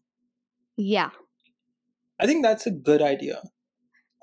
I think that if I had that approach with myself, like if I had been given that approach, I could have easily saved 3, 4 years of education. Mm. Because when I was in eighth grade, I think I could have definitely done the same thing what I was doing in 11th grade. I was always a smart kid. So I think that for every smart child who has to go through the current education system, every smart kid wastes 3, 4 years just because he has to progress at the same rate as the dumb kids. Mm. So maybe the dumb kid needs 3, 4 extra years, but all the smart kids also have to pay the price. So I definitely think that an education program that considers people's individual capability needs to be done. Like smart children should not have to waste 3, 4 years just because everyone else is dumb. Mm. I think one way of doing that could be to have special schools only for people above a certain IQ. Hmm, that's actually interesting. I've never heard of such thing, right? Or it actually isn't it actually really happening in the top rated universities? I mean, isn't it already happening? I think that is, by the time you get to university, you have already completed 12 years of education. Hmm. Okay, you're talking about high school or Yeah, I mean, from uh, first standard to 12th standard, hmm. I think smart children could do that entire 12 years of study in 8 years. Hmm. Like, if you think about it, what did you learn in 11th grade? Nothing. Like, it was just a repeat of what you learned a few years ago. or if you are smart, I think that what you do in 12th grade, you could have done that in ninth grade. International boards, they have kind of similar approach. So in ninth grade, we are, I mean, CBSE, we have to study about science, history, geography, uh, uh, I mean, physics, chemistry. But I know, I don't remember the board's name, but like when I used to go to tuition, there was this kid who was studying commerce in their ninth grade. So they have to choose their Oh, ICSE. subject of, That, yeah, it's ICSE, right? yes, yes, Hmm. ICSE. Did you belong? I mean, Yeah, I was from ICSE. okay, So I yeah, but picked in CBSE, economics. hmm, hmm, hmm, I hmm, dropped science. I did math and economics. Although I was very, very good at math. Like I would get full scores in almost every test. I was good at math and computers, and I was horrible with English and Hindi. In the sense that I would almost fail those exams. So out of like a test of 100, I would get like 48 or 42. I would barely clear those exams. What is very hmm. ironic is that I'm a writer now. That's right. That's that's because it's not like you. I mean, you had to excel in that language. It's just that you had different priorities, or it's not like you were dumb to learn about languages. It's just that you were not I just didn't interested. care. I didn't Yeah, care. yeah, you didn't care. Yeah, So it's sort of like that. like essay writing back in ninth, 10th grade, I thought like, where would I ever use essay writing? I thought it was all nonsense. So True. I just didn't care about it. And I was always more analytical. I was very good with math, computers, and all the subjects which involve thinking. I was even good with economics. But subjects which required memorizing, or Hmm. like the language subjects or history, even geography to a large extent, I just didn't care about them. And I thought these are all useless. And I never cared about marks that much, to be honest. Hmm. And I felt that they were useless, so I didn't put any effort in them. Which, I remember a conversation between my computers teacher and my history teacher. So my history teacher was asking my computers teacher, my computer teacher was asking my history teacher how much I scored in some exam, okay? And my history teacher is surprised, like, why is she asking about me? I'm a dumb kid. And both of these teachers are equally surprised about their assumptions. Hmm. To know your marks and to see how you've performed really well in one, or like, like really poor in the other one. Yeah, I was a very lopsided kid in that department. I wasn't balanced at all. Like Hmm. one of them I would top the class, and the other one I would barely clear, like, barely. I think I've even failed a couple of exams. Hmm. I've never failed though, but yeah, I wasn't. I would call myself an all rounder with respect to subjects. I enjoyed numbers, and I was okay with languages as well. However, I didn't choose a language when we were given an option. I had Sanskrit in my ninth and tenth though, Oh, really? but That's nice. yeah. I want to learn Sanskrit. So if I start learning, yeah, I'll be able to learn it because I know the basics. But yeah, I can't communicate in Sanskrit. So when we were in ninth and tenth, then that time we used to communicate. We used to try to communicate in Sanskrit. How come you had Sanskrit though? Like, is that a thing in CBSE? Yeah, that's the thing. You have to choose between Hindi and Sanskrit. So I chose Sanskrit. That's good. I want to learn Sanskrit because I want to read the Ramayana or the Ramayana in Sanskrit. Hmm. And it's something I feel that I should have learned because all of our scriptures are written in Sanskrit. And now when I read them, I have to read English translations, which take away from the beauty and the message of our scriptures. So I want to learn Sanskrit. I will do it at some point. Right now, I just don't have the bandwidth to, learn an entire language, especially a difficult one like Sanskrit. Hmm. And I also think that the translated version, I mean, I mean, the sweetness or the depth that is there in the writing, it's lost. I personally believe. I mean, the translator is not able to, take things from the perspective which you would have taken had you read it firsthand, had you read it in the original language. Agreed. I also think that a lot of words have multiple meanings. Hmm. So even in English, there are many things you can say which have one literal meaning and one some metaphysical or spiritual meaning. And a translation can only give you one of those perspectives. It can't give you both. Right. And since the scriptures, they are translated by humans, so it's highly likely that they might be biased towards one idea, or i I mean, it's about Yeah, perspective. You have a different that is perspective, and unavoidable. Yes, you're right yeah. about that one. I did have Sanskrit from fifth to eighth grade, I think. I remember memorizing all the tita and ti, sita, tha, ani, ame thing. I never understood Ahem, what they meant though. ahem gachami. That was difficult, for me. I was not good with the language subjects and I just memorized it and tried to just write them out. But I don't think I ever did well with Sanskrit. I didn't like Hindi. I mean, used to hate that subject. It's difficult to read. I mean, no personal.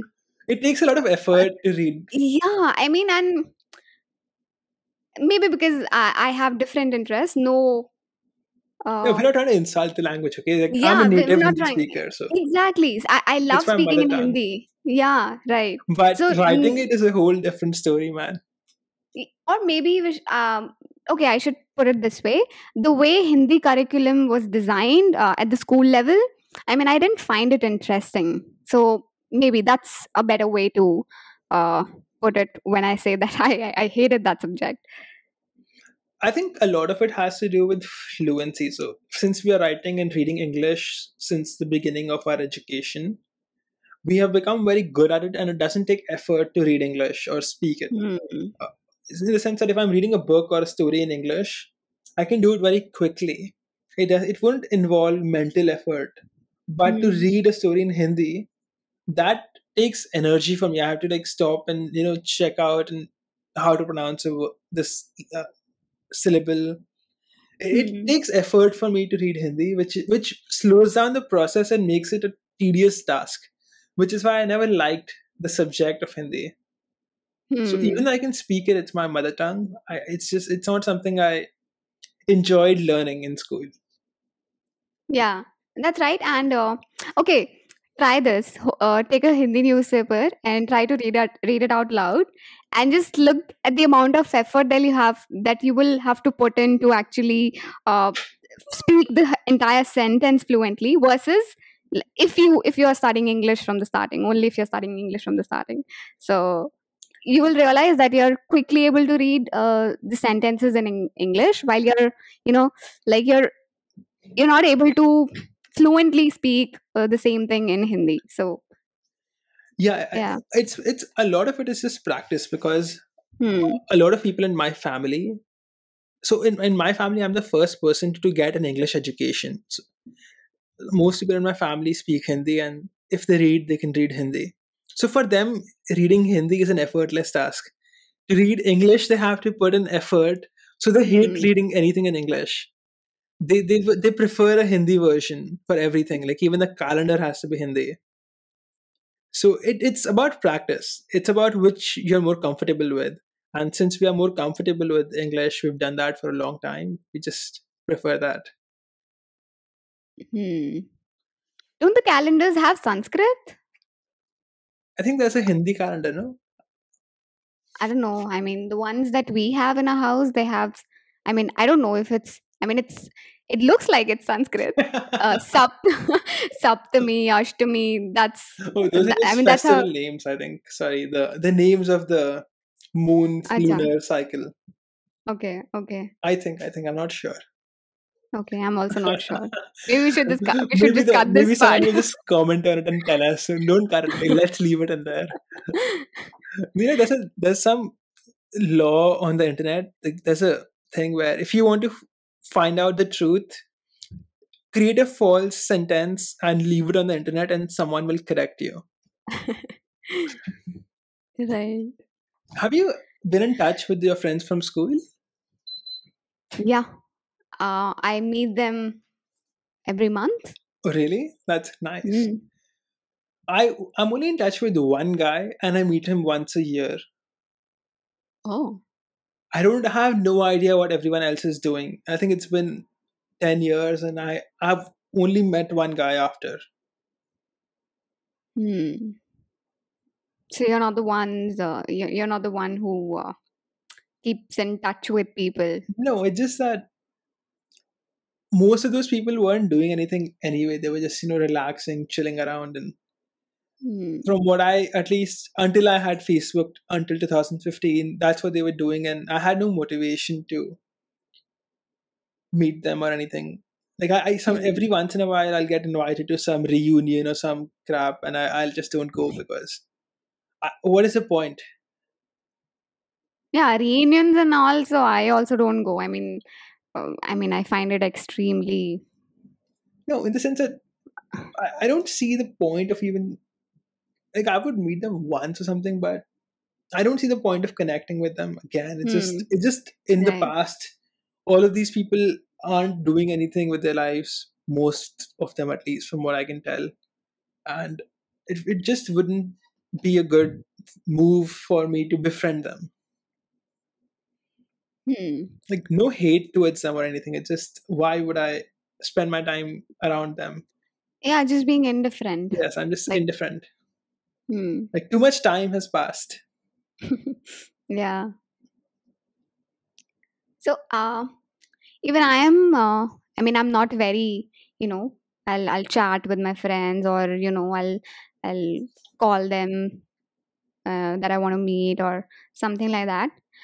Um, had my friends not tried to keep in touch with me, it would have been harder for to actually stay in touch with them because I'm not the one who calls or initiates the conversation. If people call me, I'll be like, okay, let's talk. But very rarely I call people and then I talk to them, or I am interested to know what's happening in their lives. I see. I think that for a lot of friendships to stay together, you need a reason to be around them. So when you're in Hmm. school, the reason you're around them is because you have to go to school. And people think that they are best friends forever and things like that, but that's only until Hmm. you have proximity. So once you lose proximity, you will find that most friendships just weaken and go away.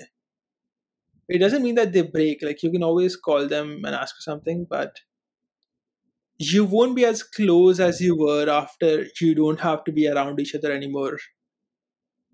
And that's Hmm. just how life works. This Yeah, I mean, I think it was Swami Vivekananda who said that like it's a transactional friendship wherein you're together for a reason. The same analogy that you mentioned, proximity and about like fulfilling needs, right? You need company when you're in class or in college, but once you move ahead, you come out of that environment, you go about Yeah, you make new friends. make new friends. Yeah. Yeah, I think that life is like that in general. Like, separation is the norm, and Hmm. anyone. Chanakya has a quote on this. Like, when there's a Chanakya quote that goes something along the lines of, like, a student goes away after he has learned everything he has to learn from his teacher. A prostitute goes away after her client does not have any money left, and uh, a bird goes away after it's eaten, and there's just no point in staying after you have completed your objective. Hmm. Chanakya was like way ahead of his times. I think I that mean, a lot of practical knowledge is stored in old scriptures, old books, and people tend to Mhm. think that just because these are old, they're not applicable anymore. But wisdom is eternal. what was wise, what was true about human nature 2000, 3000 years ago is still true today. People just dismiss it because they don't, uh, just because they feel that new is better, Hmm. which is ridiculous because new philosophy is complete nonsense. They're injecting little children with testosterone and estrogen to change their gender, and it just completely ridiculous what's happening right now. So I think a lot of people would benefit by reading old scriptures, even the Hmm. translated versions. Maybe you don't have to like agree to whatever, like each and everything that you read, but if The you're smart ideas are enough, sound. you'll. A lot of the ideas that these scriptures have are sound. And regarding Hmm. Chanakya, if someone wants to learn more about Chanakya or read some of his writings, if you're on Twitter, go to @Chanakya bot. I created a bot that I took quotes from Chanakya Niti. Hold up, I Yeah, forgot the @ though. it is Chanakya bot. Yeah, You're correct. Chanakya bot, ChanakyaBot, and you will find a bot that tweets out a quote from Chanakya every 4 or 5 hours. So check that out. Yeah. If you want to read the book, read Chanakya Niti and Chanakya Arthashastra. Niti. Yeah, Arthashastra. Oh, if you really are interested in politics, then yes, Arthashastra. But I am not a person who's interested in politics, so might not be a good read or an elegant read for me. I think Chanakya Niti for most people is going to be very eye opening. It's Yeah. it's a very politically incorrect book because it's an honest book, and all honest things are politically incorrect. So you have to read it and think critically and not just be like this is all misogynistic, sexist, whatever. If you think like that, you're Hmm. screwed.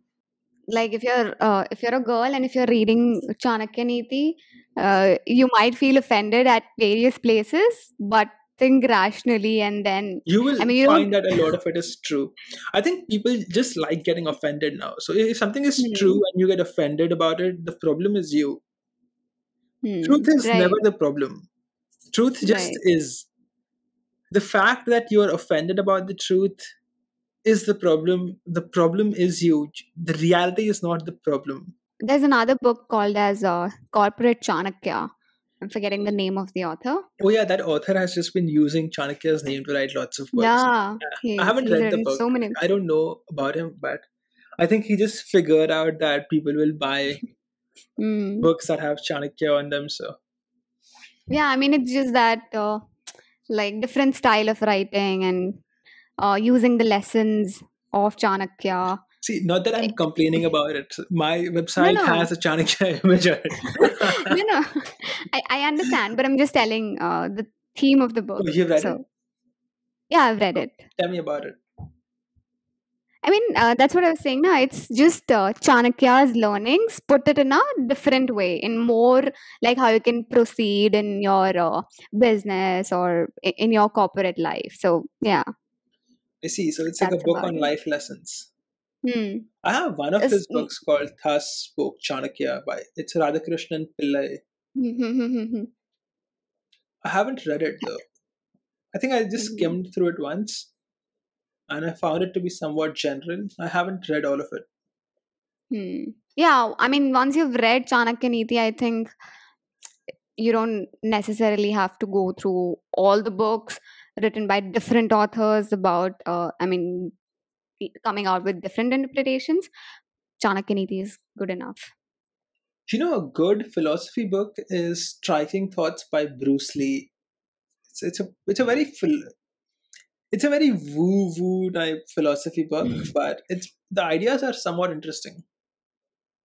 Hmm. I haven't read it or heard of it. I mean, I have heard of it, but like it has never been recommended, so might pick that one up. It has a lot of thought stops that you can sit and think about. And personally, I don't agree with most of what he says. I am a more intense, hands on person. Bruce Lee was more of a laid back writer, so to speak. Hmm. So, but I do find a lot of his ideas to be interesting and worth thinking about. Hmm. Do you want to talk about something else though? I don't mind. We can talk about coffee and anxiety because this is something happened with me today. Uh, do you like coffee? I love coffee, although I stopped drinking it. Okay. I I also like coffee. I mean, I won't say that I love it, but I like coffee now and then. But I always have. I mean, this has started happening from the past 1 year. That whenever I take coffee, I mean, I usually prefer to take it in the morning because if I take it in the evening, my night is ruined. So even if I take a coffee in the morning or maybe during the brunch time or something like that, um, I I get anxiety. I mean, I read about it. That that does coffee cause anxiety, but um, the article mentioned that caffeine doesn't necessarily cause anxiety. It makes your symptoms worse, or it can trigger it, but it definitely is not the cause of anxiety. I So think caffeine causes jitteriness, and it makes your heart rate hmm, faster, which might you might hmm, feel is anxiety, but could just be the faster heart rate hmm. and the fact that your hands are shaking. Yeah, right. So that, and the problem is, I mean, it's not like that it's going to happen for, say, like, for some time. The entire Entire day day it you're, happens. Yes. yeah. So when I was climbing the stairs, my legs were shaking. I was like, what is this? I'm not going to have coffee. So here's what you need to do. Okay, there's something called L-theanine, and it's Okay. from green tea. It's a supplement extracted from green tea. Okay. So the way caffeine works is that caffeine makes you very jittery, and the L-theanine calms you down. So if you're taking a lot of coffee, have say 200 mg of L-theanine, and you won't get the jitters anymore. That's how I take coffee. So whenever I have coffee, I will also Hmm. have some L-theanine, so I'm not super jittery, and if my heart rate isn't super high that day. By the way, this is not Hmm. medical advice or anything, so please consult a Yeah. doctor. I will not be responsible if something happens to you. It's not a Yeah. risky thing, though, from what I can tell. But still, ask your doctor. Like, don't be like I heard a podcast, so I'm now taking the supplement. Hmm.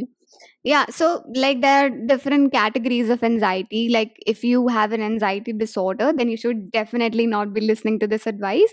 If it's in general, like what in my case, like I like to think that I don't have anxiety issues, but whenever I have coffee, so it sort of gives me feeling that I have anxiety issues. So it's, if it is something similar like that, just the increased heart rate, you might consider. Otherwise, please consult a doctor. Yeah, if you're just feeling jittery after coffee, then this might help. At least it helps me.